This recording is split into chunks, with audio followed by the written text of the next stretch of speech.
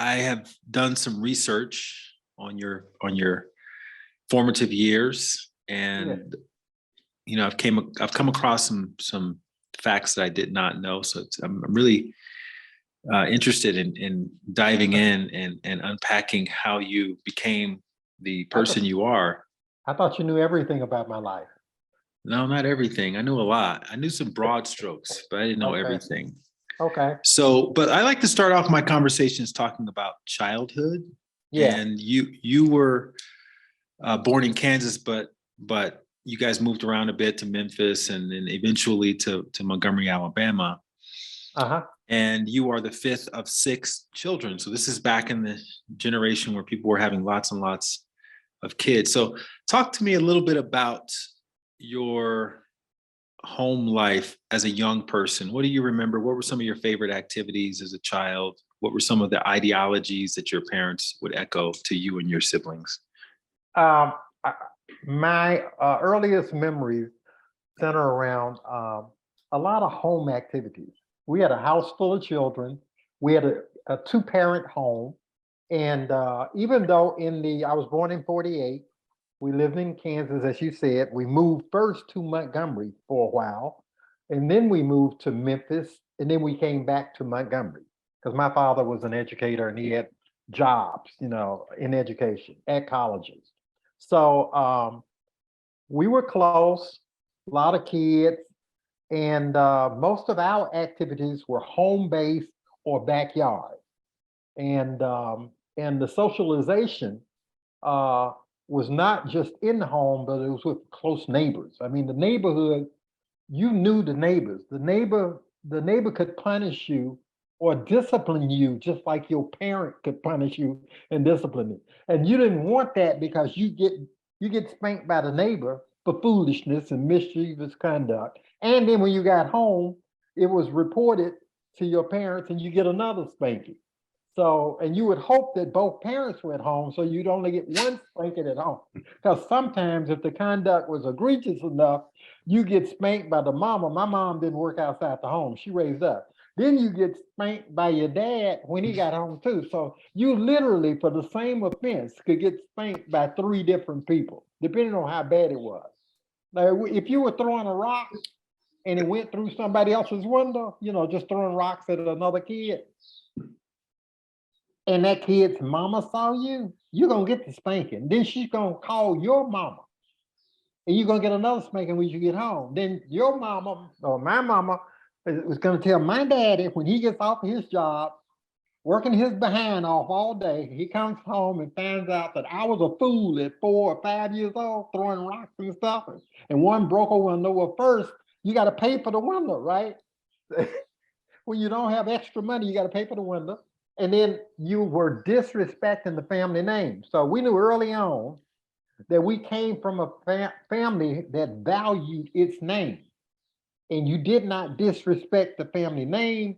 And you were supposed to be a role model in your neighborhood, in your community, in your church, and in your school. So that's my family situation. But it was a loving home. I mean, we could tell we were loved, and the validation, any validation and every validation we need came in our home first. We really Mhm. didn't need nobody else's validation. We knew we were special. We knew we were loved, and we knew we were being groomed to do something positive in society. That was my childhood. Great childhood. Great childhood. Was that because your father or mother or both were telling you all you were special, or how did you know you were No, they were groomed for more, something? it was more how they showed us that we were special. They Mhm. made an effort to have breakfast at the breakfast table every morning. I mean, that was like a ritual. They made an effort to have dinner at the dinner table every evening. And so the dinner table, the question was, what did you do today? It was an individual question. It wasn't just a group question. And if we were in school, what did you learn today that you did not know the day before? And everybody gets quiet and they're waiting on your answer. And so you get accustomed to that, and you know that question is coming at dinner. So you better recite something that you learned today that you didn't do before. It was just an expectation that was set that, hey, you're not just floating through life. You're being groomed to be a successful person and a productive member of society. That was every day. So it wasn't so much words, it was conduct. And then they would talk about what they did that day. Like, like I didn't really know what a college president did when I was young, but my father would talk to us about, I met this student today, and he came from this place, and then he would describe where that county was, and then he would describe what this student was like. He was talking about him like he was another sibling of ours. And occasionally they would bring students home to sit at the dinner table with, and some students had something, and some had nothing. But we all engaged that person, and we all made that person feel special. So it was just love. It's how to create a loving environment, how to nurture it, and how to share it with others who are less fortunate than you. So your formative years occurred during the civil rights movement, and on Sundays, your pastor Yes. was a young man who was becoming an Yeah. internationally known. Talk a little bit about that. Yeah, we got to Memphis. I mean, we got to Montgomery first, as I told you. We left Parsons, Kansas. My father got a job at Alabama State. It was called Alabama State College at the time. It's called Uh-huh. Alabama State University now. And so we went to Dexter. We actually went to two churches, but we spent more time at Dexter. And we became members of Dexter. And at the time, Dexter was led by a little young guy. His name was Martin Luther King Jr. He wasn't famous, and he was my Sunday school teacher. He was my pastor. He was my BTU instructor. BTU stands for Baptist Training Union. So we had to go to church. Now, we all gathered. That was not an option. Every Sunday, we all had to go to church, starting at Sunday school. And in the summers, we included vacation Bible school, 2 weeks of that. And so King was my Sunday school teacher. I didn't really, we were there because we were made to be there. It wasn't because we had some religious conversion and stuff. And so we sat in the little chairs, and he sat in the little chairs with us. And we didn't know the guy was famous or controversial. And all we know is he was teaching us the Beatitudes. He was teaching us. We always ended the Sunday school with Jesus loves me, this I know, for the Bible tells me so. And we'd form a little circle around the table. He'd hold our hand, and then he'd go upstairs to get ready for his sermon. But I never knew he was like big until after we had left Memphis, left Montgomery to go to Memphis, because my father became a president of a junior college there in Memphis. Mm-hmm. And so that's when the movement, that was in the 50s. That was like about 54 or 55, I think it was. And that's when the movement really started. The bus boycott had gone on and had been successful, and the sit-ins at the lunch counters and school desegregation was happening, and massive resistance was happening. But what I did learn from him that I didn't really learn from my parents, or they didn't talk about, it was a different kind of love. See, the parental love was family, blood, we look out for our own kind of stuff. If you need anything in this house, we make it happen amongst ourselves. And if we can't make it happen amongst ourselves, we reach out to our neighbors. We reach out to our school. We reach out to our church. So what I learned from him was that everybody is God's child, and we should love everybody. Now, after I left him and went to Memphis, that wasn't making sense to me, because I could see I was older now, and I could see that we weren't treated right. We couldn't go to the movie theaters except on colored day. And then when we went, we had to go upstairs to the mezzanine level. We couldn't go to the state fair except on colored day. and that was one day a week. I think it was on Thursday. And so I didn't understand that we were supposed to be loving everybody, because it was 2, 4, 6, 8. We don't want to integrate. Nigga go home. Nigga go home. It was all in your face. So I wasn't feeling the love program. But in the back of my mind, I always remembered the guy. You gotta love everybody. Everybody's a human being, and some human beings don't know that they have the capacity to love humanity, because nobody has ever liberated that inside of them. So I learned from that you don't just judge people and write them off right away. You may dislike their conduct, but there's a constant effort to find and to liberate their soul and their spirit, so they can go on to reach the greatness that lies within them. So we don't write people off. And that was reinforced at home, with all these students that we met throughout, my childhood. And so it was the whole Dexter Avenue Baptist Church experience was a wonderful complement to what I had already learned in the home. And the only lesson that I really did not accept well, and I just couldn't process it. My little brain, as small as it was, wouldn't process. I didn't get that part of the book of Matthew where Jesus said, if somebody slaps you, turn the other cheek so they can slap the other cheek. That part I didn't get. Now I'm not gonna go out and hit you, but I'm not a turn the other cheek guy. And I kind of before he got assassinated, I saw King, when he was really over in Atlanta doing his thing from the Atlanta standpoint. And I told him, I reminisced about my Sunday school days, but I told him the part that I really needed greater help with and greater instruction on was to turning the other cheek, because I to this day I have not been able to turn the other cheek. I'm not gonna hit you first, but if you hit me, I'm gonna try to take your arm off. That's just my so you won't. It's not that I'm worried about you hitting me again. I don't want you to hit anybody. And I know if I take that arm off, you can't. And I'm not bragging about that, and I'm not proud of that, but I can't stand to watch people abuse other people. I just cannot. And one day I give my parents credit about one thing. They taught us, we were little too. You never allow anybody to disrespect another human being in your presence for any reason. And if nobody stands up for the right thing or the protection of a innocent person or a defenseless person, you better be the one that stands up, even if you got to stand up by yourself. Now I got that from my parents.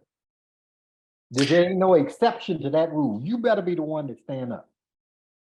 And Speaking of which, if I find out you didn't stand up and that happened, then you're gonna get a whooping when you got home. You're gonna get that whooping.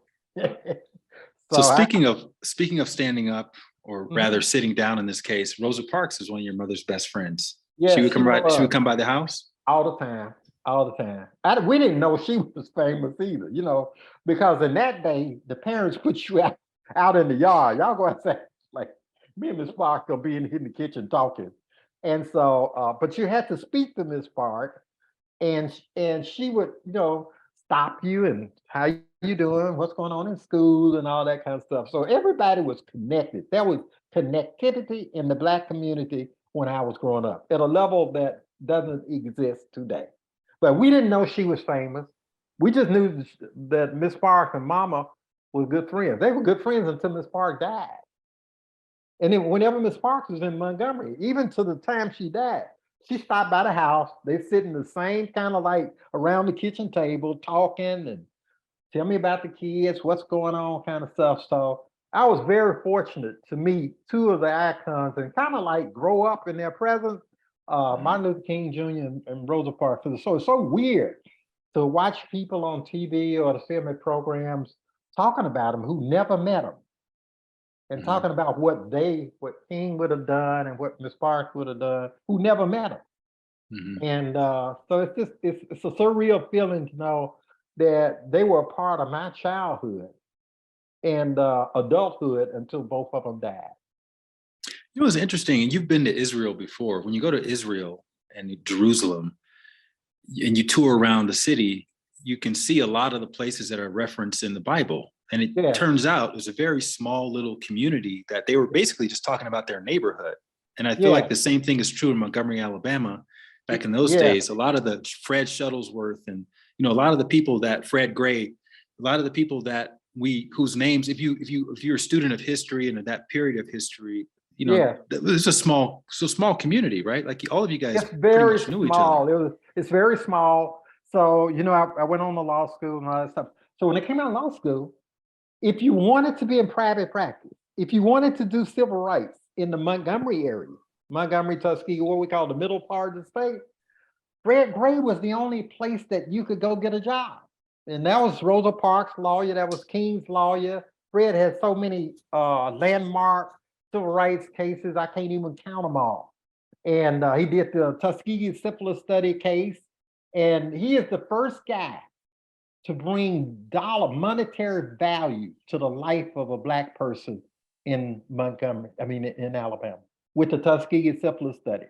Prior to that time, Black Before we life. get to that, though, we're going to talk Yeah, about that later. yeah, okay, I want to talk about one more incident from your yeah, teenage years. This is yeah, something you and I talked about in a private conversation. yeah, Something happened to you at a McDonald's. You were driving your mom's car. yeah. I went over to pick up a McDonald's on Fairview Hmm. Avenue, and I had my windows down. I was driving my mom's car. I was like 16. When you first get your license, you're always trying to take your parents' car somewhere so you can be seen driving the car, right? Went over to McDonald's, and at that time, McDonald's was close to Lanier High School, where you went to school. But Lanier High School was all white, except for a couple of Black students. And so that's where the Lanier High School students hung out after school. They'd be hanging out in the McDonald's parking lot. I went in and I came back out with my thing, and there was all this trash and food and tomatoes and lettuce and stuff that had been thrown into the car because I left the windows down. And the white kids were sitting outside of in their cars, and they wanted to know, that I have a problem, nigga. Do you got a problem? Is something wrong with you? And so I had to clean out all of the garbage in the driver's side and the passenger side. And it was, it was hurtful. And then it was just bad. It was a bad situation. Was that your first sort of egregious run-in with a pack of racists in That Montgomery, was or that was the first when you were by direct, yourself? yes, I was by myself. It was the first direct negative racial experience I had that was aimed at me personally. And it was horrible. It was horrible. But I understood what it was. How did that affect your mental state in that Uh, moment? in that moment, I knew I had crossed a threshold, and now I have to be careful with everything I do all of the time. I'm not gonna get the little boy, uh, exception to racism. This is the Mhm. real deal now. The real deal. Okay, so you went to Laboratory High School, which I was did. located. Was it still ASU then, it's ASC then, or was it ASU at It that was point? it was ASC. It was on the campus of Alabama State College. Yes. Okay. Now you mentioned in one of the articles that you wrote about this that your teachers prepared you to be resilient to racism, to go around it, above it, below it, however you could get through it. Our teachers, if I could characterize Alabama State College Laboratory High School, number one, it was small. There was only one class for each grade. There was about 30 people in the class. And so, and you had college teachers coming to do their educational preparation on us, but you also had the permanent teachers too, that they were training under. But the focus there was on advancing you educationally. There was no coddling you or babysitting you. It was all preparation. It's almost like a nice kind of academic boot camp. And so we had, and to this day, I look back on it, we had the best teachers any kid could ever hope to have. And we were in an all Black little tiny school, but those people, I don't know if they traveled anywhere, But those people were so great at motivation, number one, preparation, number two, and they made you think that there was nothing you could not do. You felt like you could walk through a wall if you had to. And the constant thing is you will be successful. Now you're gonna encounter these obstacles, and when you do, just like you said, you either go around it, you go under it, you go over it, but you are getting to the other side. Nobody, they tell us nobody gonna ever gonna be opening the door for you just so you can just walk through it. but but you will get to the other side. And so there's no doubt in your mind you're gonna do this. So it's not a matter of copying off of somebody else's paper. You got to know it yourself. You got to know it yourself. And I actually, we were in the ninth grade or eighth grade. I was taking Latin. I was taking French. I was taking Spanish. And I was wondering, why in the hell am I taking these? I ain't never going to these places. I'll be lucky if I can make it from Montgomery to Birmingham, right? That's 100 miles to the football classic game in Birmingham. So, we took it. I learned all that stuff. You lose foreign languages if you don't use them. So there were no Hispanics of any significance in numbers in Montgomery. So I kind of lost Spanish, but I still retained the ability to read the Latin, Spanish, the French. I can read it, but I'm struggling to speak it, even though I work in countries now where all of those languages are used fluently, routinely. But yeah, it was a great school. It was great preparation. I don't know how they did it. Everybody graduated. Everybody went to college, whether it was a community college or a 4-year college. You didn't even think about you not going to college. The only question is, where are you going? What kind of school do you want? You're going in state, you're going out of state, you're going to a private school, you're going to Morehouse, Howard, Alabama State. Where are you going? It was a beautiful experience looking back on it. And the school closed in '68. It was a victim of desegregation, it was a wonderful thing. To this day, I know of no school like it anywhere in the United States. And its impact on America has been phenomenal. The people that came out of that school have invented so many things that we just take advantage of in our ordinary lives. We don't even think about it. Just, oh yeah, we got this. Yeah, we got algorithms now for transporting electronic digital stuff around the world. We don't even think about it. Medicine, business, inventions. There's so many inventions, I can't name them all. Doctors, everything. It was a beautiful experience. I'm very blessed to have had that growing up and coming through that.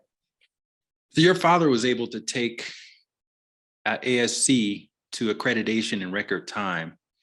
Is that a process that he spoke about, or did you understand what he was trying to do, and how did he do that while he was raising a family and fighting racism? He got the presidency of Alabama State in 1962. It was unaccredited, had been unaccredited for a long time. And what does that mean exactly for people listening?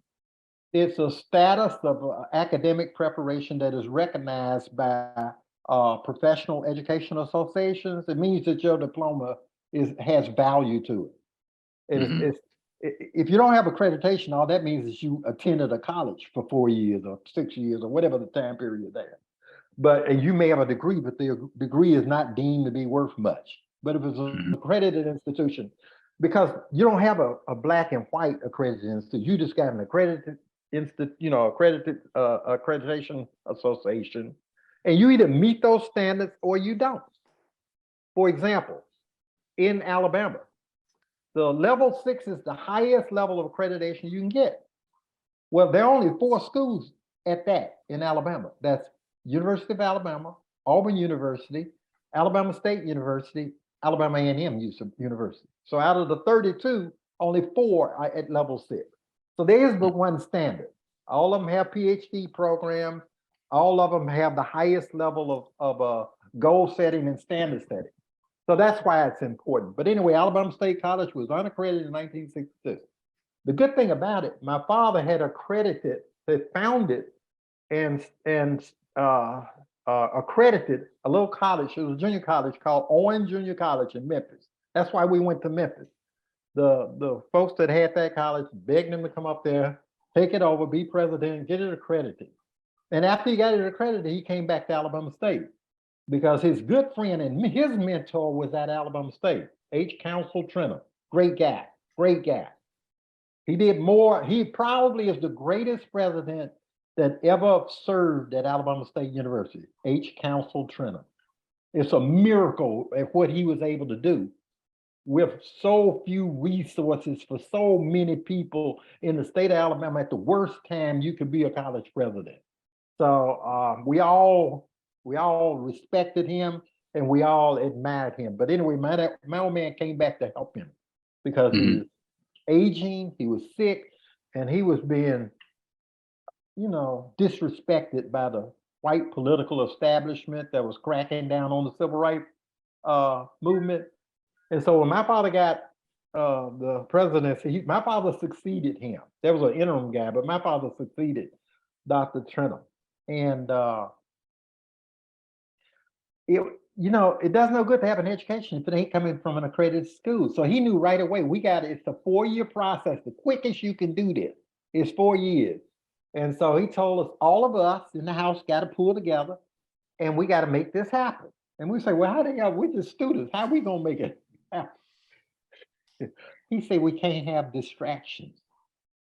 In other words, you guys got to be on your best behavior. We can't have in-house distractions. We got to all be focused on making this happen. And so everything you do, your actions have consequences. And so you can't just be following a crowd somewhere. If anything, you got to lead a crowd and tell them what we're working on. You got to explain why this is important to everybody, not just the students, the school, but the community as a whole. Because if we can get accredited, then the next move is we can go from a college to a university. Then the next move is we can get graduate degree granting programs. And hopefully we can get PhD programs. So it's all like, he was great on going to like a blackboard and diagram everything out. This is what we got to do. This is where we are right now. And this is how we got to get there. Even when we didn't want to even, we were a little bored. And we weren't, when you get in your teenage years, you ain't interested in that kind of stuff. But you did know we live in a fishbowl. Don't get in trouble. If you get in trouble, that makes daddy's job harder. And he's got to hit this target in 4 years like he did in Memphis. So we all pitched in our own way, given our limited ability to do it. But that's where I learned goal setting from. You stake out a goal and you start marching, man. Get a strategy and start marching. You don't accept failure. Failure means, to us means, well, I didn't make as much progress today as I wanted to, but I made some progress. That's how we process what most people will take as failure. And tomorrow is not promised to nobody, so you do the best you can. You went on to study at University of, or Southern Illinois University. I believe you were a fan of Buckminster Fuller, and you wanted to become an architect. Yes. Yeah. Was a part of that about getting out of the South, or did that not matter? Well, everywhere in America I took in high school. They had an industrial arts department at Alabama State College. So I took industrial arts classes, college classes for 4 years. And they were building houses, laying out the systems, plumbing, electrical, mechanical. And I got into that. I really got into it. So when I graduated, I wanted to be a residential architect. And then the most advanced guy, well-known guy, was Buckminster Fuller. He was located at Southern Illinois University. I said, I need to get my butt up to Southern Illinois University. Some of it was getting out of the South, but it just happened that's where he was, and that's how I got to Southern Illinois University. I wanted to be an architect, and I couldn't wait to get there. So I would say getting out of the South may have been maybe an ancillary benefit, but I wanted to go where he was, and I wanted to be an architect. You didn't want to go to ASC. They didn't have an architecture program. Okay. SIU did, and then Levi was up at Tennessee State. He was familiar. Levi's my brother. He was familiar with Southern Illinois University. And so he told me it was a great place. You ought to go check it out. I went up there with my mama during the spring. I applied for it, got accepted, went up there with my mama during the spring. And then I was there. I was all in. Once I saw it, I was all in, man. I couldn't wait to get there in September. Couldn't wait to get there. it was weird because it was the first time I sat with white students everywhere. They were everywhere. It was like 25,000 of them everywhere. Were they Nobody, welcoming for you, or yeah, were they still? nobody cared. I mean, it was like you just another student. It was nobody, none of that 2, 4, 6, 8. We don't want to integrate stuff. It was cool. It was just you speak to somebody, they speak back to you and stuff, and you sit by who you want to in the dining hall. All And that was nobody, brand new for you. it was brand new. I was 18 years old. That was the first time I got that experience, man. And the only thing that worried me was, can I compete against these guys? Because the first 18 years of my life was all confined to black, a whole black environment. But within my school part of the black environment, I was with the cream of the crop of the black students there. And if I could be, our standard was, this was reinforced in the home. When a Watkins kid walks into a classroom, the only question is who's coming in second. Because the first place is already claimed. That was the standard we were raised with. Yeah, nobody remembers the name of the second place, third place, fourth place kid. They all teachers remember the name of the first place kid. So that was the standard. That's why we had to do homework. That's why they went over our homework. My mama, she was an educator by profession. They went over everybody's homework. You didn't come on telling me we ain't got no homework in school. If you did that, they knew you were lying, right? You better say I did it at school or something. But no, they were on that, man. They were on that. But the standard was when you walk in the classroom, first place is taken, period, no matter where you are. And so when I get to Southern Illinois, I'm looking at all these white kids because I would be like the only black kid. Maybe another one would show up if it was a big class. But then I'm wondering, can I meet the standard here? Because I got to blow out everybody in the room. And after the first quarter, we were on the quarter. I kind of knew, yeah, I can do this here too. Yeah, that's no problem, no problem. Yeah. So you shifted from residential architecture to wanting to go to Howard University Law School. What happened there? Why did Well, you what change your happened mind? after my first year? I was in the library at SIU, and a book had come out about the Scottsboro Boys case. And then I remember when we were young, me, Levi, James, we were young boys in Montgomery. Our parents set us down and they talked to us about two cases. One was Emmett Till and how he was basically, tortured and killed. The other was the Scottsboro Boys case, the 9 black teenagers who were accused of raping 2 white girls. And they explained both of those cases to us. They showed us the Emmett Till's pictures and stuff. And so I remembered the case, but I didn't know all of the details about the case. I only knew the synopsis that my parents had given us. And so I read this book. They used to, back in the day, they just put the book cover out there on the bulletin board. You knew the new books were here. I read that book in like one night because I knew what it was about. And then I said, damn, it talked about the lawyer for him. I can't remember his name now, but I said, I want to be like him because he saved them at the last minute from death 3 times. And so I thought that was Leibowitz, that's his name, Sam Leibowitz. So I said, I want to do stuff like that. I wonder if there'll be any civil rights work left because I would have to finish up here. That would be 1970. I'd have to go to 3 years of 3 years of law. So, damn, by the time I get through, if I abandon this architecture thing, by the time I get through, there may not be no civil rights stuff left. And but I like this stuff. I like what he did, man. He faced the death threats. He did all the stuff, but he saved 9 kids from death 3 times. And so I changed my major while I was at Southern Illinois. I said, okay, I want to leave the architecture stuff alone. I'm going to law school.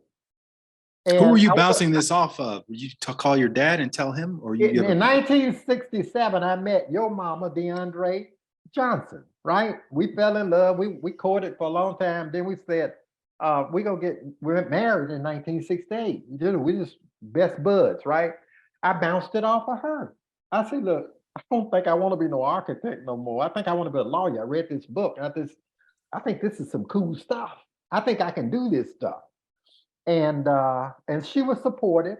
So I changed my major and graduated. Then I said, I'm tired of, I want to be in DC. All of the folks, the hip stuff was in DC. Blacks were getting jobs then. They could get jobs in government, real jobs, not janitorial jobs. And so we had actually moved to Washington. I was set up to go to Howard University, was looking forward to it, hanging out down there in Georgetown area, being cool, DuPont Circle, being a little hippie and stuff, wearing my little hippie clothes and my big afro. So we were happy. And then I got this call from my father to come home. I thought something was wrong. And I get home, he flew me down. That's the first time I've been on an airplane. He flew me down there from Washington to Montgomery. I get home and there was this guy there with him. And at that time we were in the new president's mansion. And so I didn't know the guy. His name was Dr. Clyde Wade. And he was president of Miles College. My old man I was thought that was president. Dr. Pitts or Dr. Williams. Yeah, that's right. Lucius Pitts. Clyde came out there. That's correct. And so he was president of Miles. And so he and my old man were good friends, but I didn't know this. They were good friends. He had gotten Miles accredited in record time. He got Miles accredited. That's how they developed their friendship. Yes. And so they told me they sent for me because Dr. Pitts had been working on the desegregation of the University of Alabama's professional schools, the law school. And he had picked 3 students the year before me. And he had a student there named George Jones who wanted to go, but he didn't want him to be alone. So they wanted me to switch from Howard to the University of Alabama. And he had arranged a scholarship with the Herbert Lehman Fund up in New York.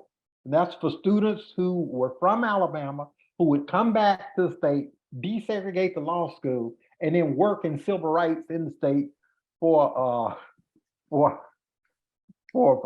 I think like 10 years of your time. I said, well, is there gonna be any civil rights work left? And both of them laughed.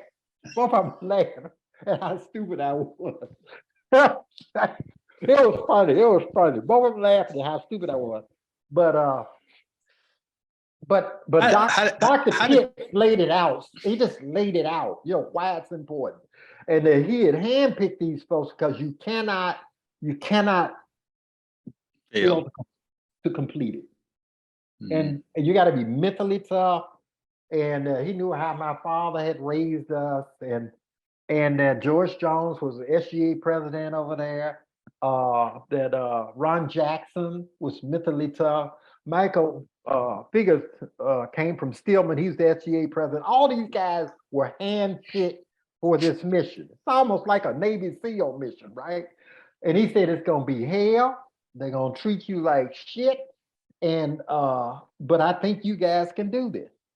And so I said, okay, my old man told me it was important, that you do this.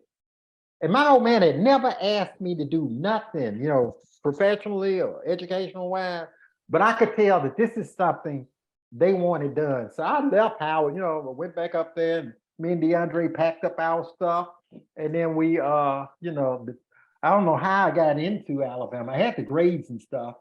So were you scared when you got that? When you at the probability?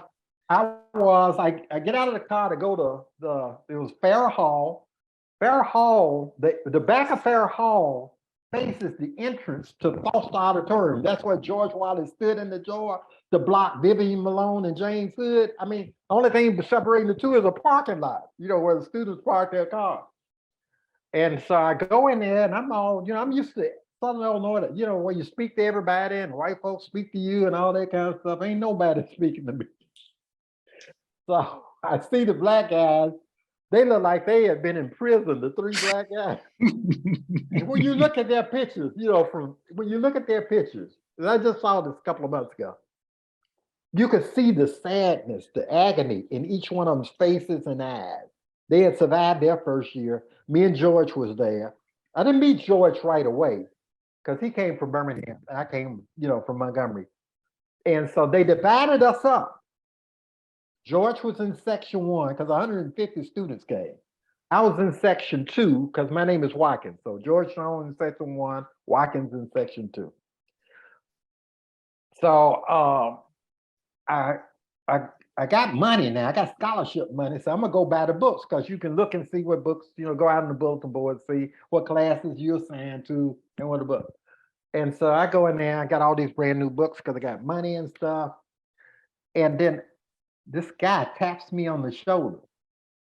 And I look around and he's the janitor, he's the custodian, Mr. Ramus Rhodes. That's how I met him. He said, "May I speak to you for a moment?" And I was taught to be respectful to everybody. Yeah, come on out the line. I figured this must be important. He tapping me on the shoulder, right?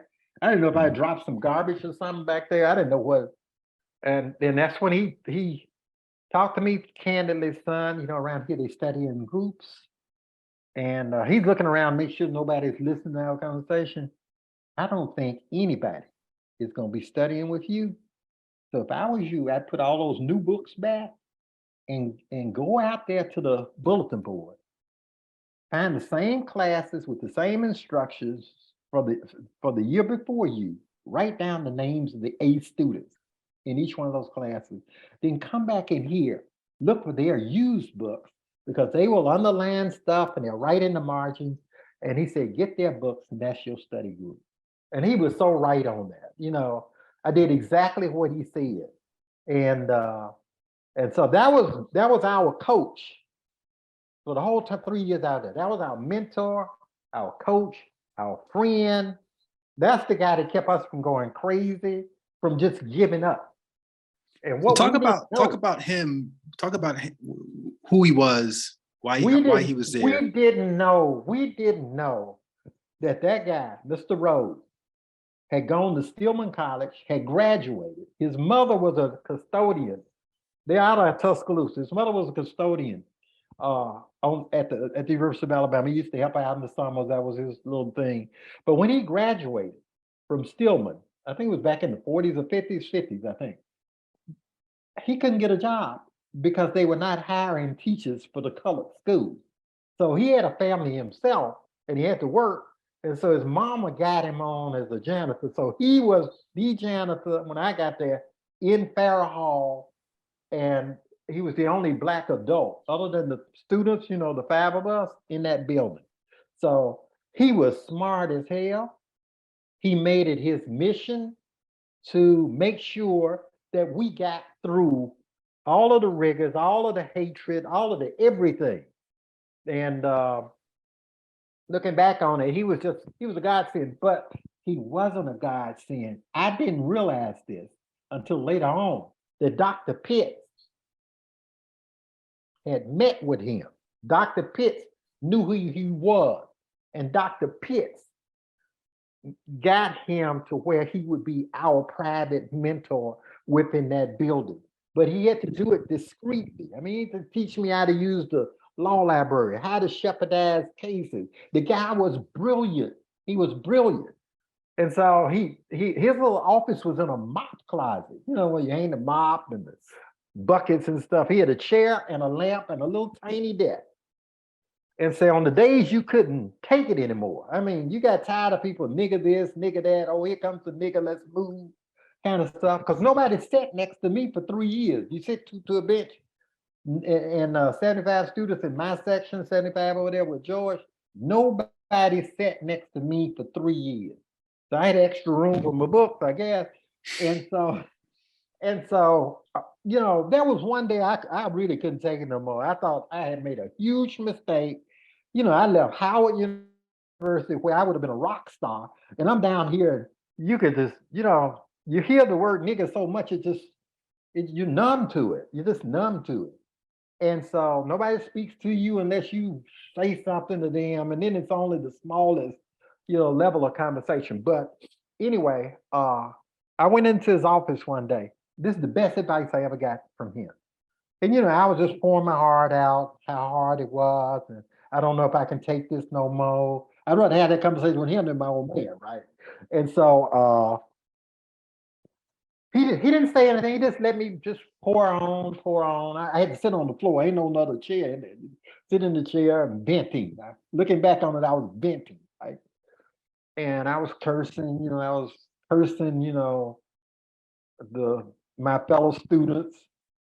And then when I finished, he said, if you through feeling sorry for yourself, let me tell you what you need to do. He said, look, number one, you are gonna graduate. When you do graduate, ain't none of them folks you've been bending me about gonna be on the same side you are. Okay. So what I would do instead of feeling sorry for myself, I'd go get a seating chart and put the same names in it the way the professor has for each grade. And he said, you need to profile each one of those students in each one of those subjects.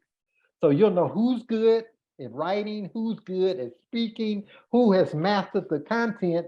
Then you need to look at that person and figure out, how am I going to beat this guy? Just figure out, how am I going to beat him? Where is he weak? Where can I take advantage of him? So I did that. That was second semester of the first year, and for the next 2 years, that's all I did, to profile my fellow students and stuff. I didn't feel sorry for myself no more. I was busy profiling. That's what I did. They're not gonna know you. He told me they're not gonna know you. They're not gonna help you, but you'll know each one of them and everything about them. In sports, it would be like scouting the guy that's at the position you got to cover. You'll know everything. So I think looking back on it, he got all of us through, all of us. He was good. The guy was good. And so Talk about the last conversation you had with him. Last conversation was actually on the front steps of the thing. I had passed all my, taking my exams. I knew I had passed them. I knew I was blowing people out. And so he came out to congratulate me. And then he shook my hand, and then he didn't let it go. He was shaking it, and you could feel the calluses. He's a tall guy too. And so he was telling me he was there when Arthurine Lucy tried to desegregate the place in 57, I believe it was, 1957. And they rioted and they had to take her out, off the campus, and school expelled her and blamed the rioting on her.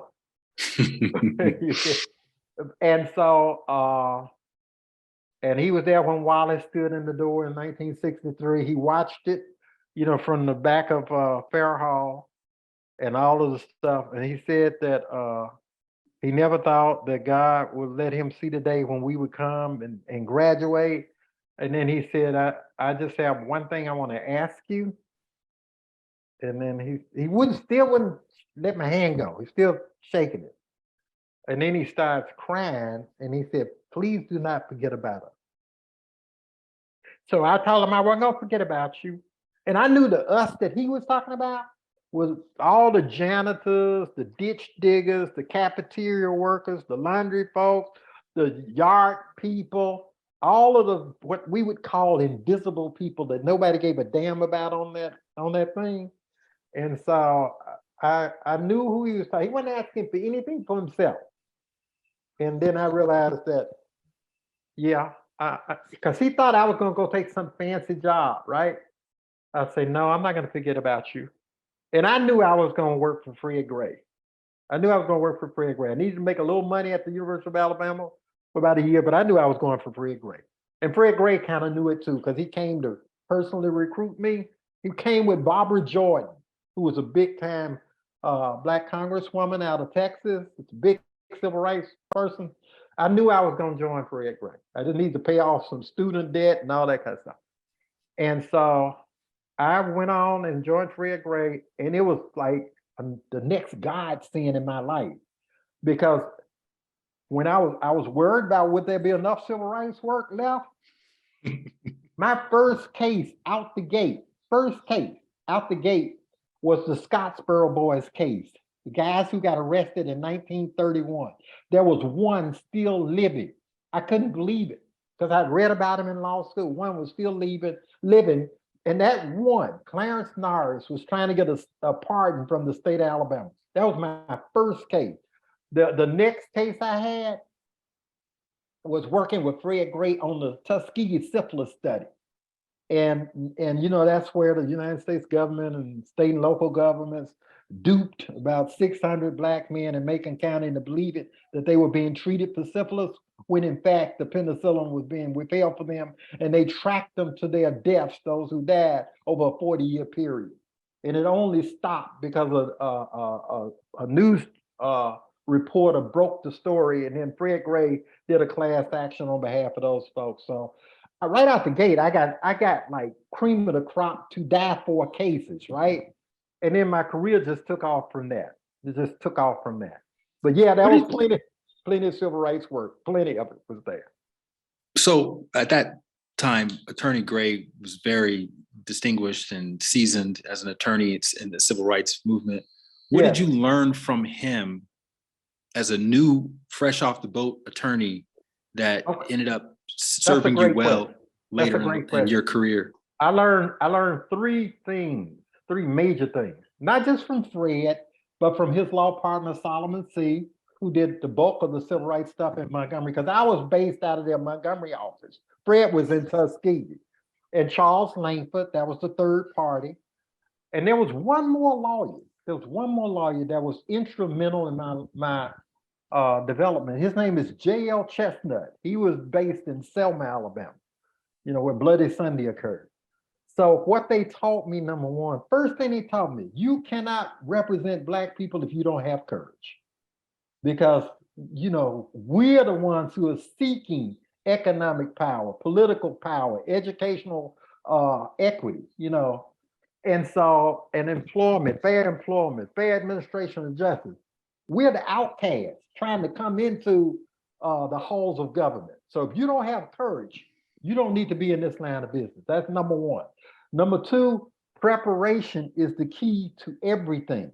You prepare. That's why I learned that, number one, ain't nobody selling our stuff. You got to go in there to the gladiator pit, and you gotta take down the gladiator on the other side, period. So if that ain't your mindset, this ain't the kind of work for you, right?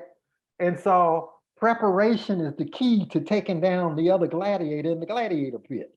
And so they had this cardinal rule, for every 1 day of trial, you had to do 7 days of preparation. So you knew every aspect of that case on that day. You weren't fumbling around looking for papers. You weren't trying to figure out what you're going to ask the witness.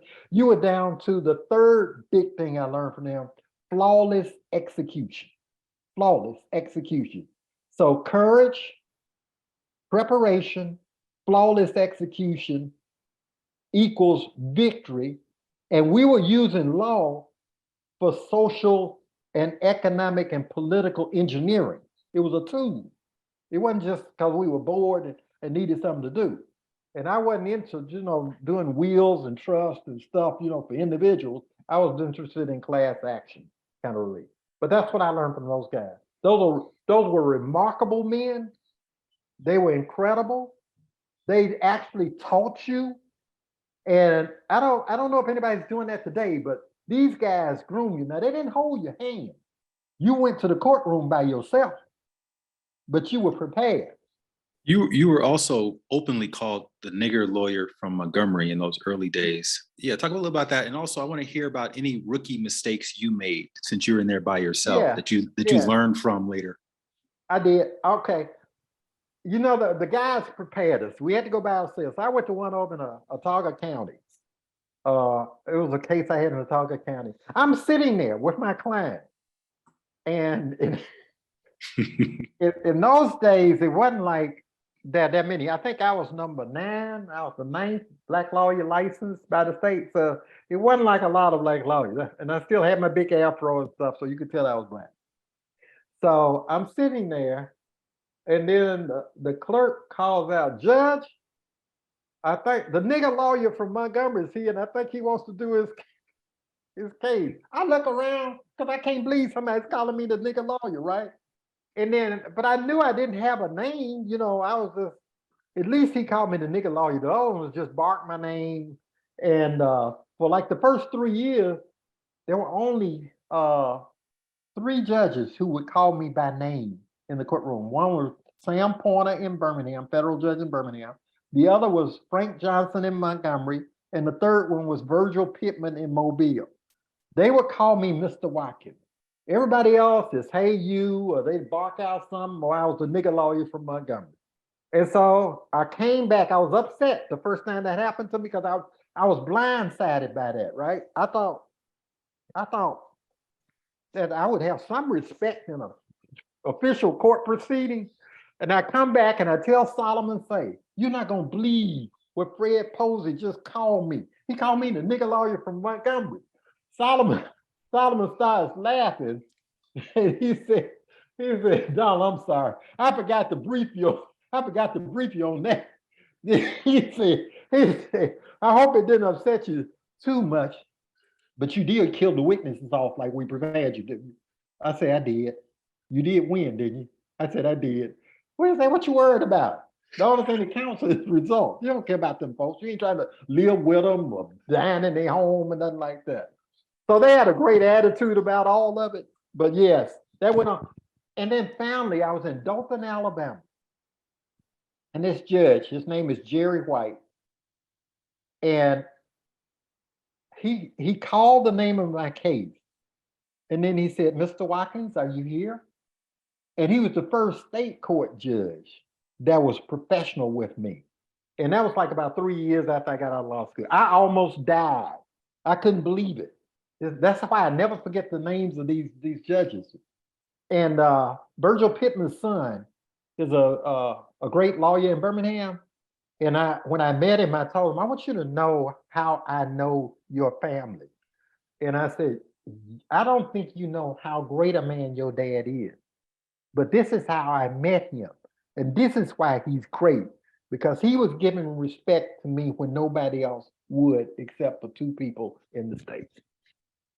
I said, I hope he's doing okay. Will you tell him that I never forgot that? I never forgot that he called me Mr. Watkins. The guy was proud. The guy was proud too. Mm-hmm.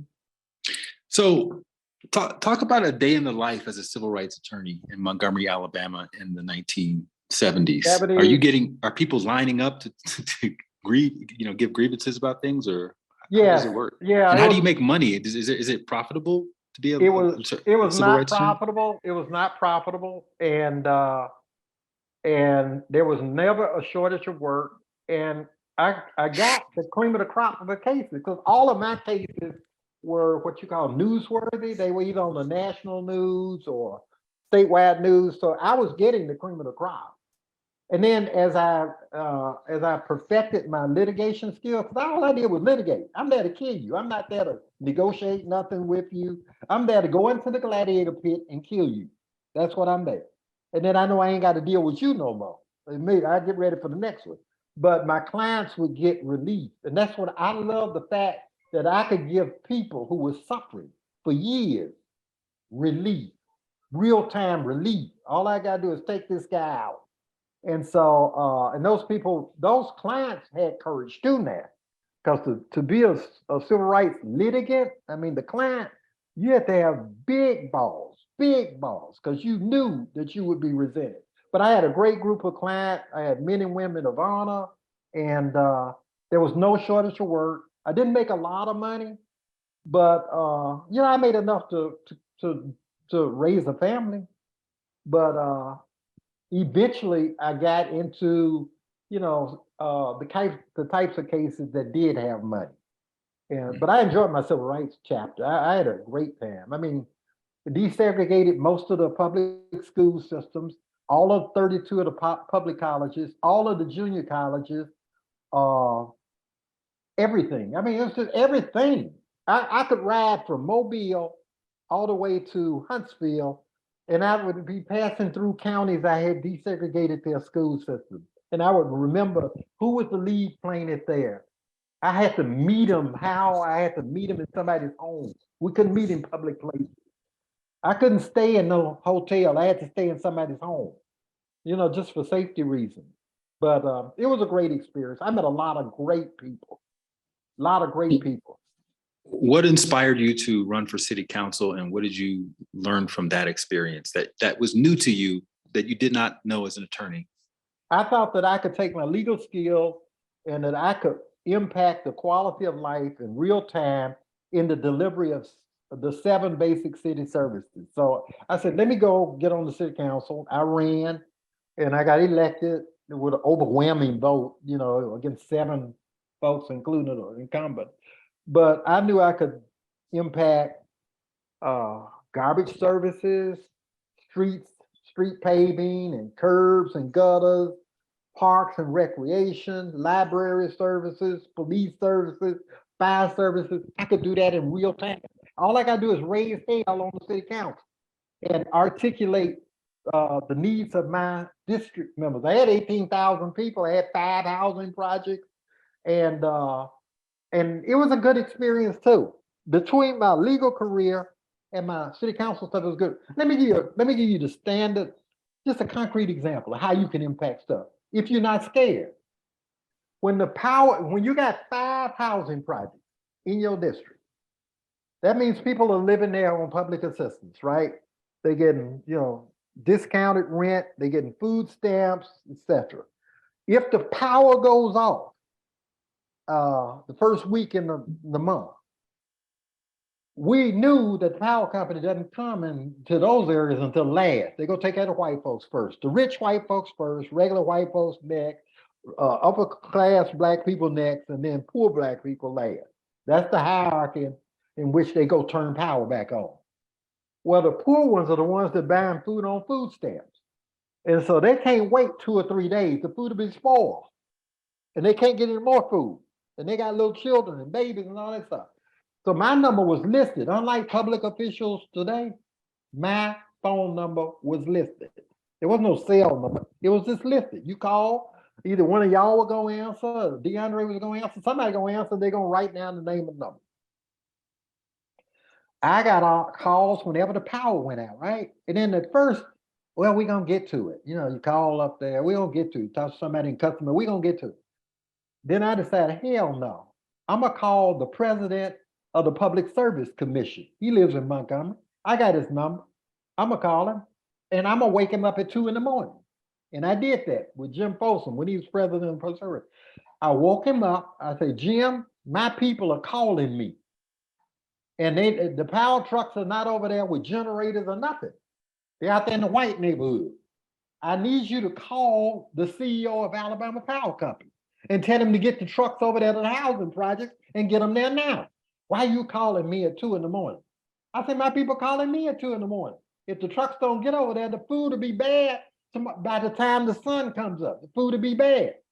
And I know if you call them and tell them to bring the trucks over there, they'll do it. If I call them, they're not going to take the call. This is not what I mean. Well, you regulate utilities, don't you? Yes.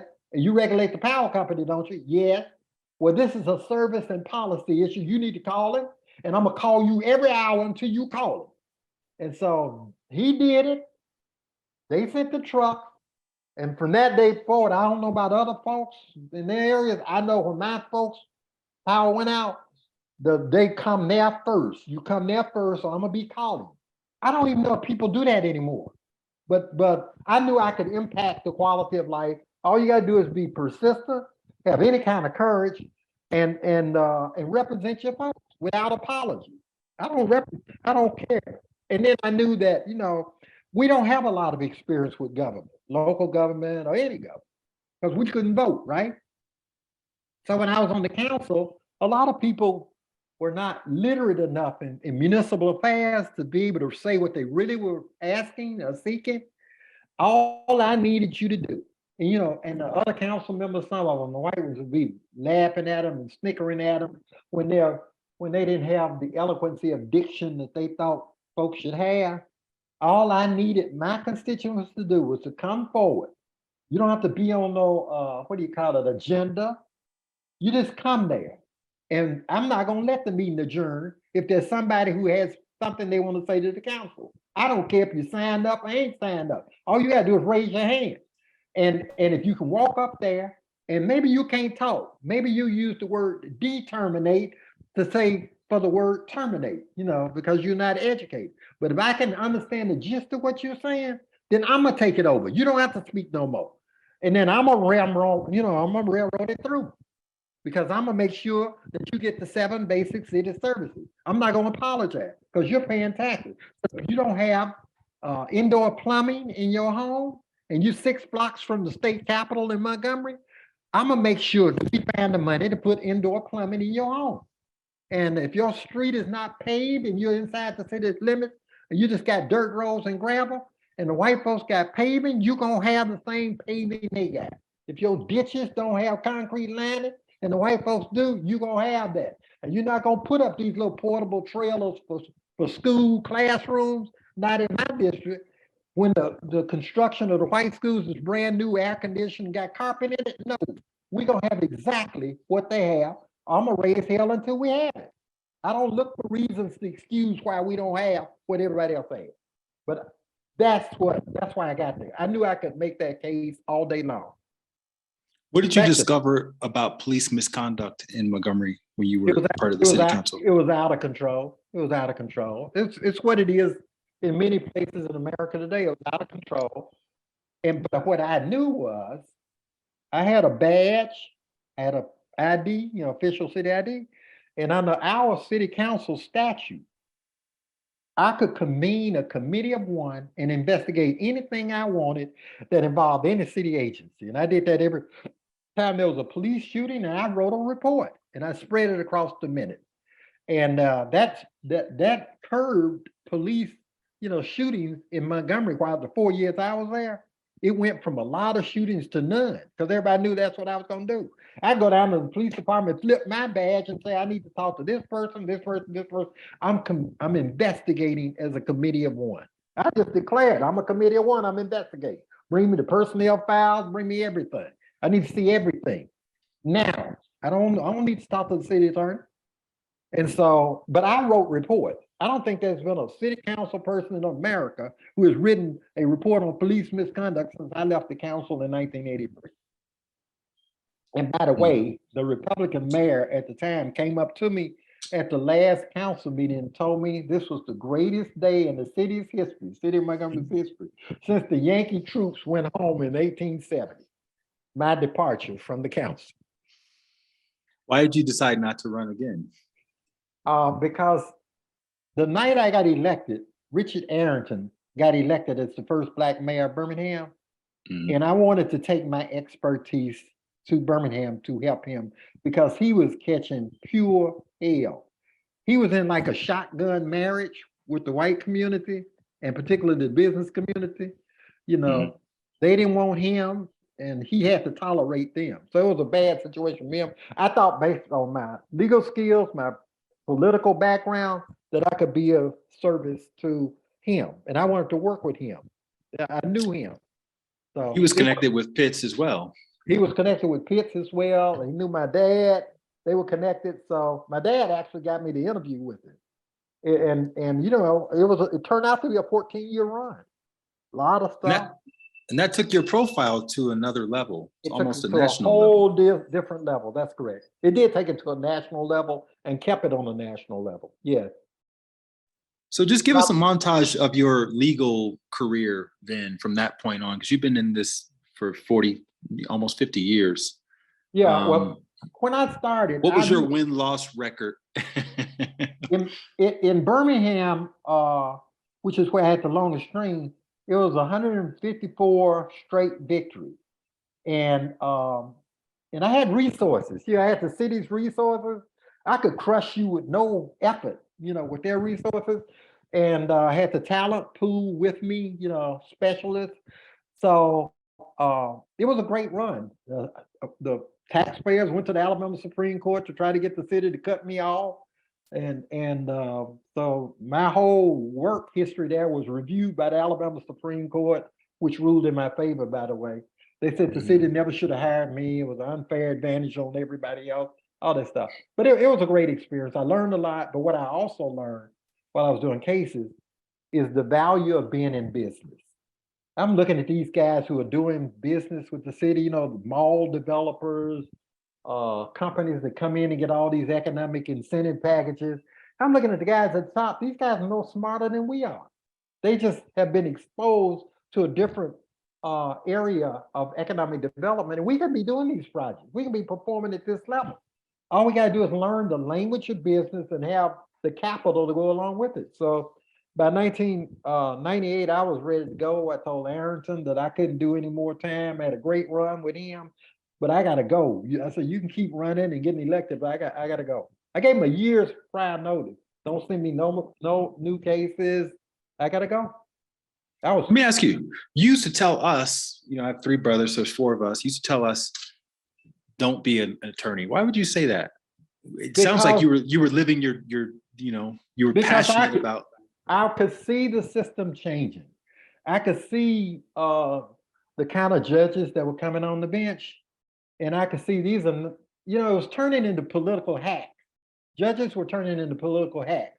It had nothing to do with legal precedents, facts of a case. Is who are you connected to, and can they raise me some money, or can they get me a federal judgeship? And that's how justice was being decided. And so I would tell you guys, don't go into that profession. It's changed now. It's no longer an honorable profession. It really is not. I try not to do anything in it. I can look at it. I can look at the judge. I can look at the names on the case, see if it's a big corporation against a small person, see if it's black against white, and I can tell you who's going to win that case. I don't even need to know what the facts are. You don't have any more. You don't have any more great people sitting on the bench. Mhm. You So just don't.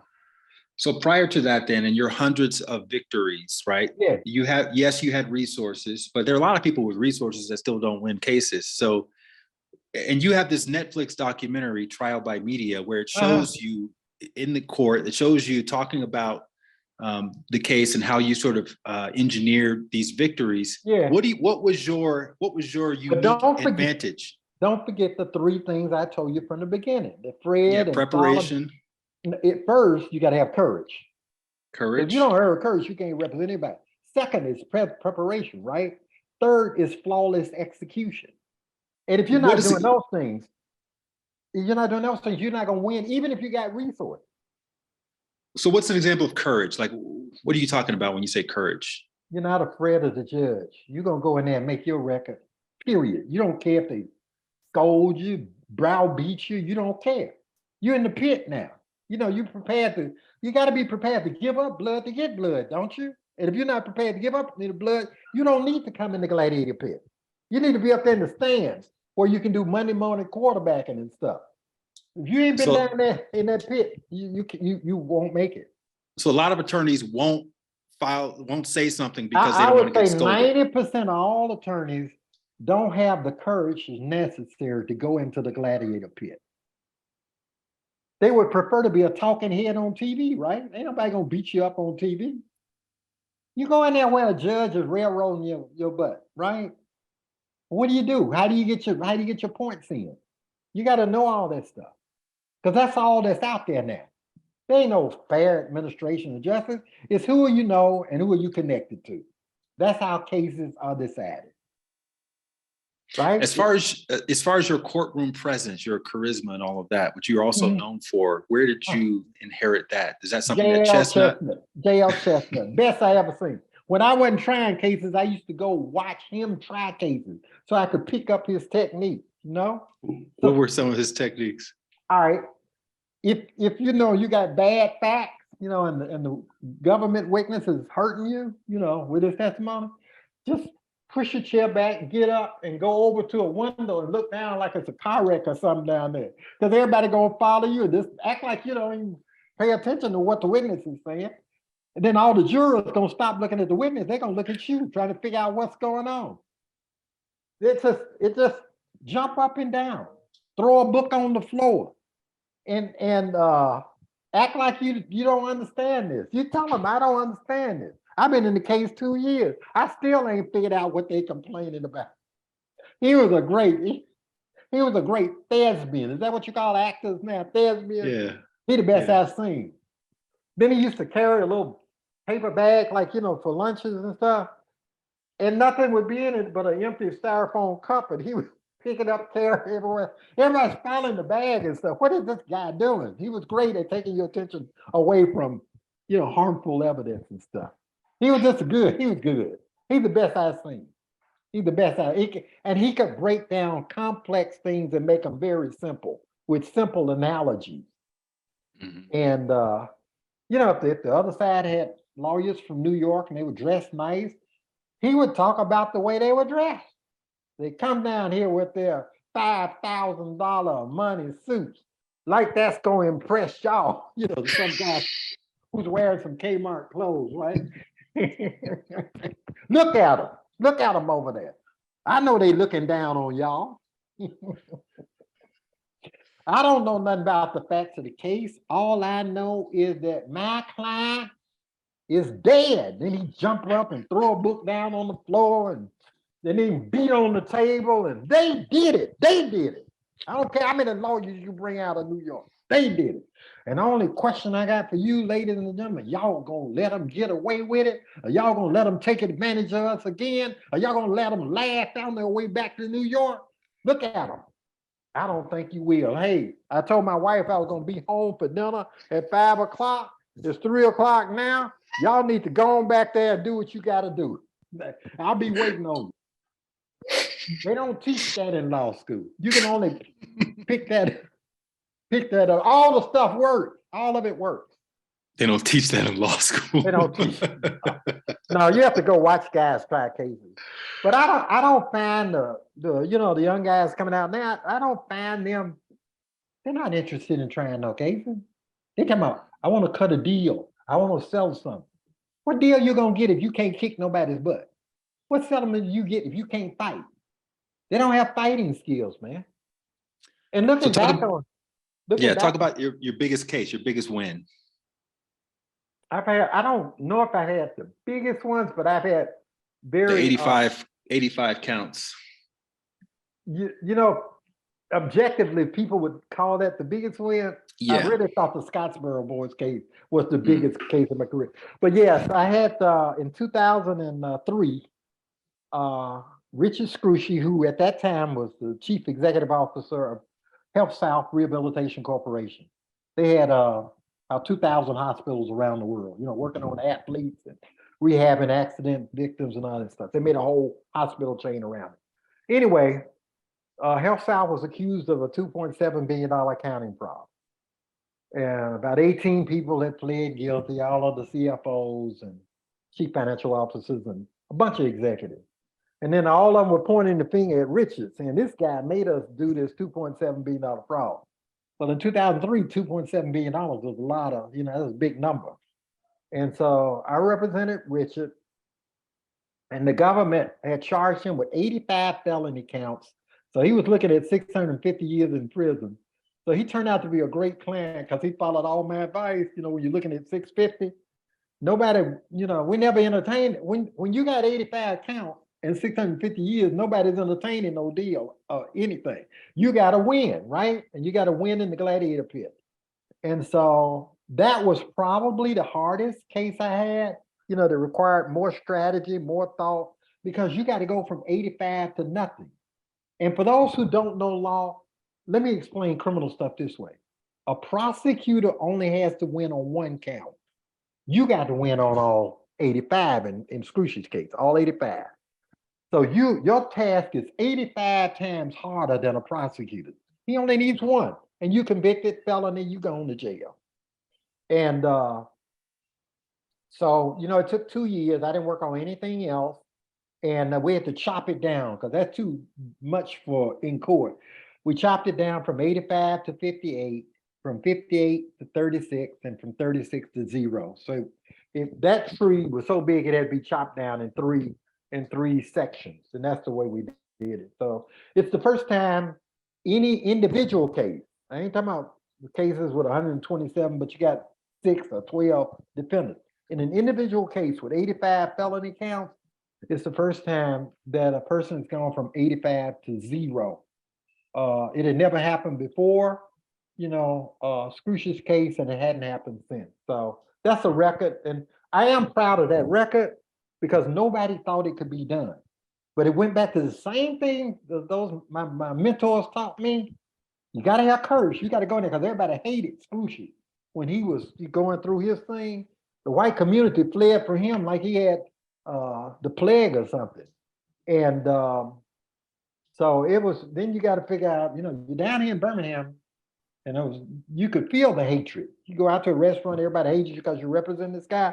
But the one thing I got to give him credit on, he told me the truth about everything. So I was able to be very effective in representing him and to put the right kind of defense. I never had anything that he told me that turned out to not be true. And that was a tremendous advantage. You know, when a client tells you everything and you can build structure and strategy around that, that's how he won. You know, preparation, courage, and execution. But you can execute when a guy has told you everything and has been truthful in everything he said, because there ain't no surprises. You can tell a guy, like one thing we did, they had the lead FBI agent on the stand, the agent in charge. And they had 6 million documents in his case that they turned over to us. And then we asked that agent, will you go? We had all those boxes. We brought them down to the courtroom one day, stacked them on the wall. And we on cross-examination, lead FBI agent. Can you go to those boxes and can you pull out one document, one post-it note, one notepad scribbling where Richard Scrushy wrote something acknowledging that he participated in the fraud? And then I say, before you answer, let me just tell you something. I read all 6 million pages 3 times. I didn't see that, but you've been on the case for 2 years. Maybe you know where it is in them 6 million pages. So I want you to go over there and you pull out anything that documents his knowledge of a $2.7 billion fraud that has his name, scribble, anything, and doodling, you know, you're just writing on a notepad. And I say, you know what? I think that's unfair to ask you that at 4 o'clock. Why don't you, I might ask the judge to recess it early, and you got all night to go look for that one scrap of paper that documents. Because I'm going to tell you now, I'm going to ask you first thing in the morning to show me that document. So it ain't no surprise. We all won't wait for you to produce that document. I already knew there wasn't no document. Remember preparation? I've been through it 3 times. 3 times. Who was the judge? Judge is Karen Baldry, the one that was the judge in my case. Yeah, she called hell for them. She called hell for that case, for Scrooge's case. Was she amenable to you, towards you, or what was her relationship like during that Scrooge case? She was new in her judgeship, so she was trying to do the right thing. So she was fair, straight down the middle. She was new. All of them, when they're new, you know, when they knew they start out trying to do the right thing, and then it's only when they settle in that the special interests, you know, get their attention. And they want to be comfortable in the community where they live and the church in which they worship.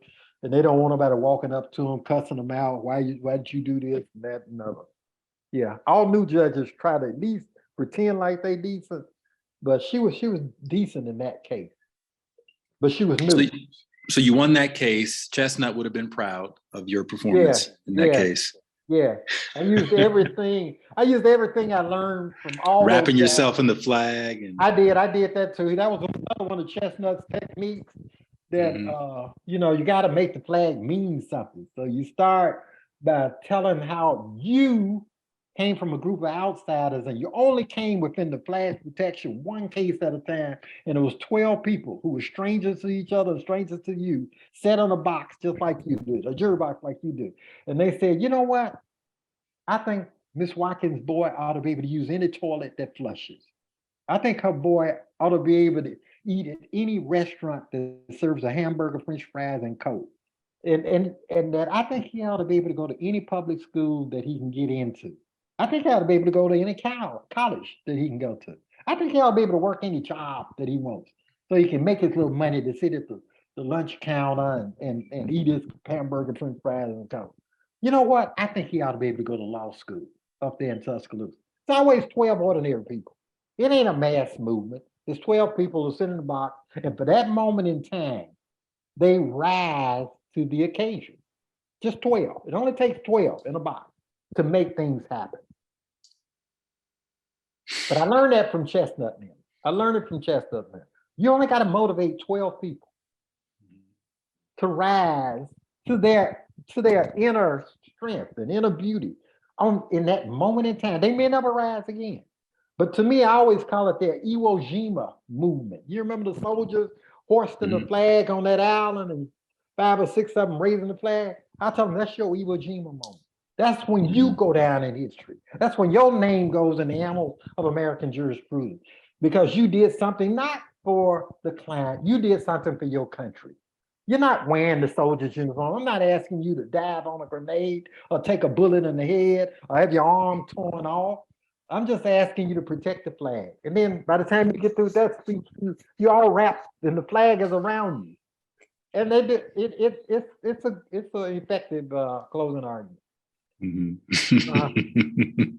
That sounds like a monologue that an actor would memorize. No, actually, no, you gotta break things down to where ordinary people, the greeter at Walmart, understands what you're talking about. The guy who's hand painting your house on the outside knows what you're saying, or the truck driver, or the secretary. If you're talking above their heads, they're not gonna get it. They gotta understand, they gotta feel what you're saying. And they gotta know what it means. The other thing, I like to, you know, I always like to have a little copy of the Constitution because I like to slam it on the desk and say, you're not doing this for my client. You're not doing it for him. Because I always thought that, you know, all through a trial, you know, government gets up, we get up. Government gets up, we get up. But when you come to the final closing argument, right? Government gets up, I get up. I put on a beautiful closing argument. The government comes behind me, right? I always thought the whole time I was practicing, that's unfair. Why did they get 2 shots? Why did they get 2 shots at the end? They come behind me. And then I have to make it jurors understand what I thought was unfair was actually the genius of the founding fathers. They knew when they put that system in like that the persons who were supposed to stand up, not for my client, but for justice are the 12 people in that box. That's why I don't have to stand up again, because they knew you would stand up, not for me. Then I picked the book up again, the Constitution, walk over to them, hold it up. You're standing up for this. For what 690,000 Americans died for. You're standing up for them. You're not standing up for me and my client, for them. They knew you wouldn't dishonor them. They knew you would do the right thing. Because you got all the power now. The president of the United States can't tell you what to do. The judge can't tell you what to do. Nobody can tell you what to do right now. You'll never have this power again in your life. God tapped you. God tapped you to take your rightful place in the annals of American judicial history. Now you can say, I don't want to be in history. You can be a crutch for the government, you know, say, well, I know they didn't prove the case, so I'm just going to, you know, be a crutch for them or wheelchair. But that ain't why those guys died on those grenades, took bullets in the head, had their bodies torn up by enemy fire. That's not what they did. You're not going to dishonor them. I know you're not. I'm going to sit down. I know you're going to do the right thing. Did you ever lose a case? Early on, I did. Early on. And then I learned, but the good, beautiful thing about it, when I did, because I was new, man, when I did learn, the lawyers on the other side, they all, without exception, came and told me why I lost, you know, what technique I missed. They told me I was really good, but this is how I beat you. And whenever they did that, I remembered that. You're not going to beat me that way again. The next guy is not going to do that. But they wanted me to be good. That's why they did it.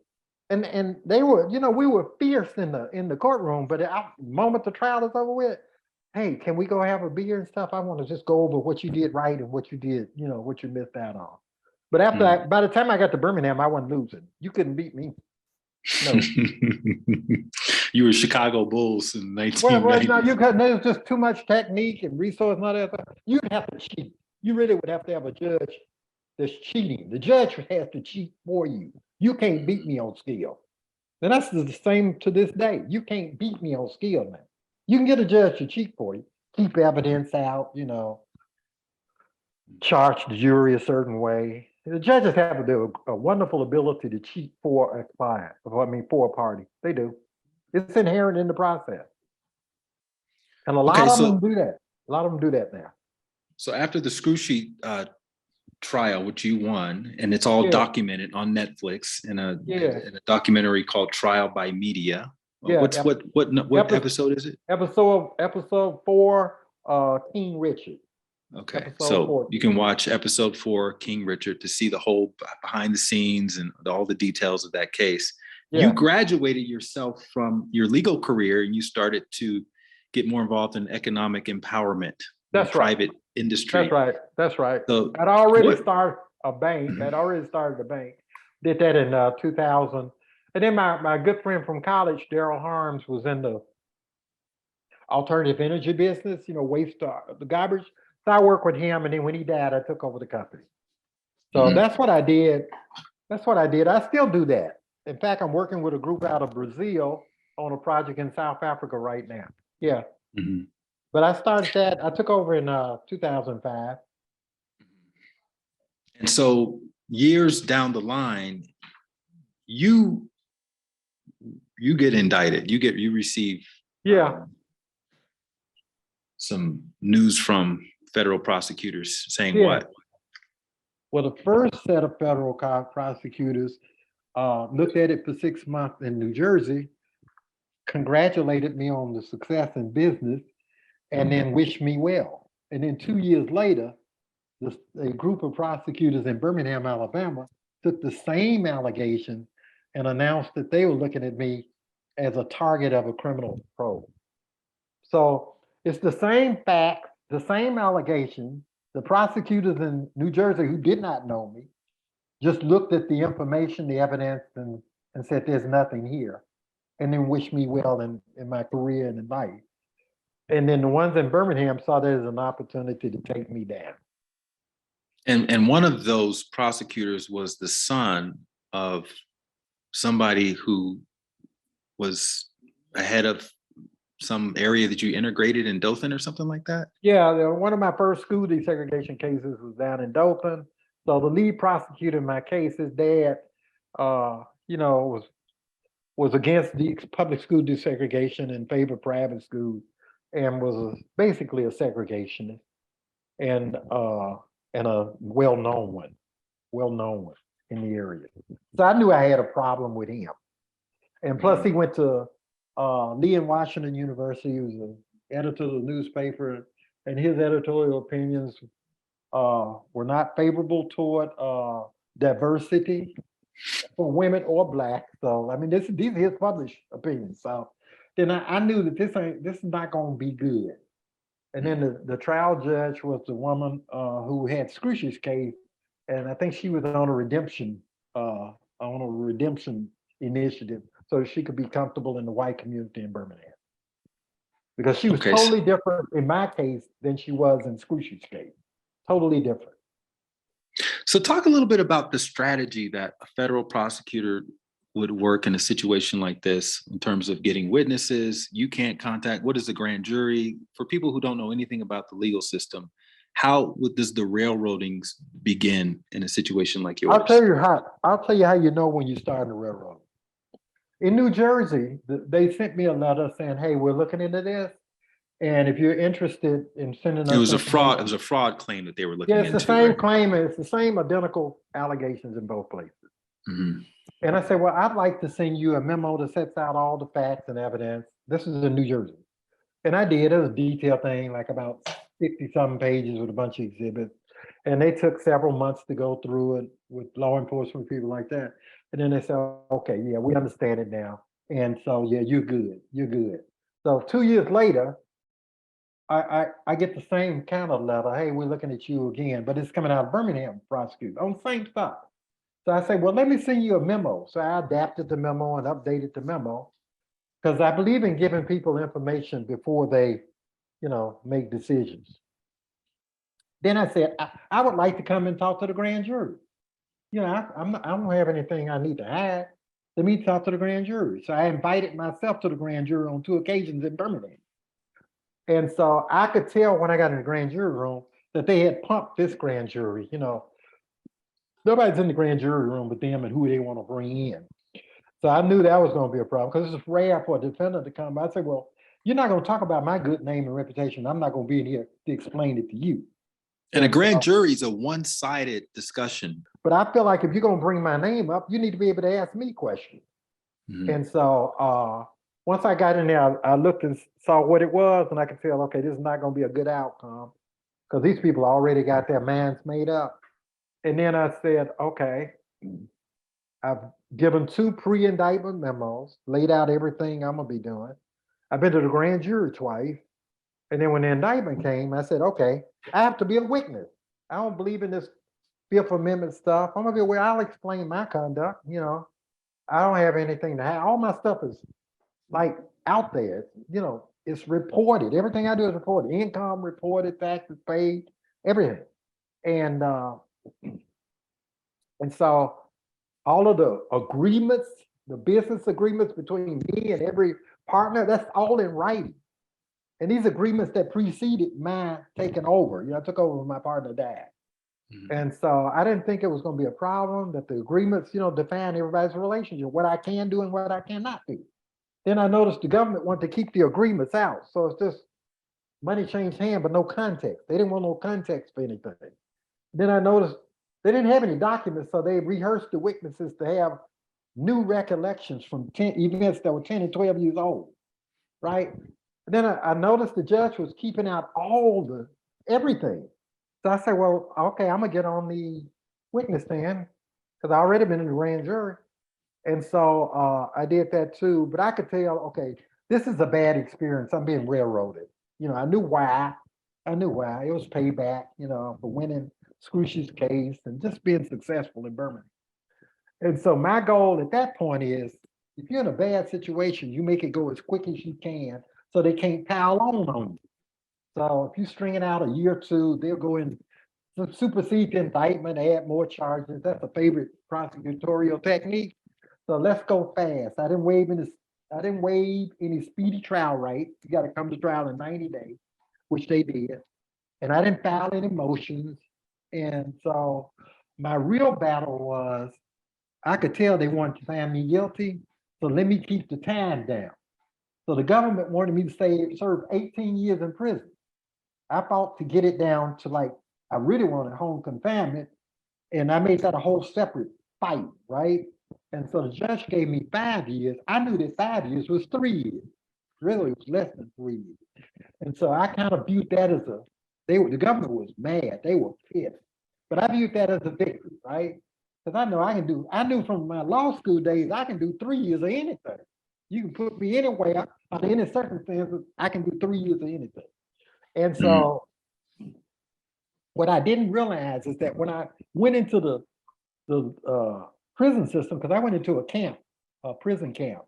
So you were convicted of what Yeah. exactly? And Oh. and what do people get wrong about your case? People who just read about it in the paper and Yeah, I was convicted of wire fraud, no, conspiracy, wire fraud, bank fraud. Conspiracy means 2 or more people. That was Donald Jr. They put him in. That's the only way they could get a conspiracy. If they hadn't done that, they would have been outside the statute of limitations. So that's why he was thrown in.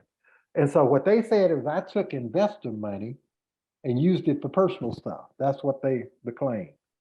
And so what they get wrong on that the prosecutors in New York, Jersey got right on that. Number one, everything I did was provided for in an agreement.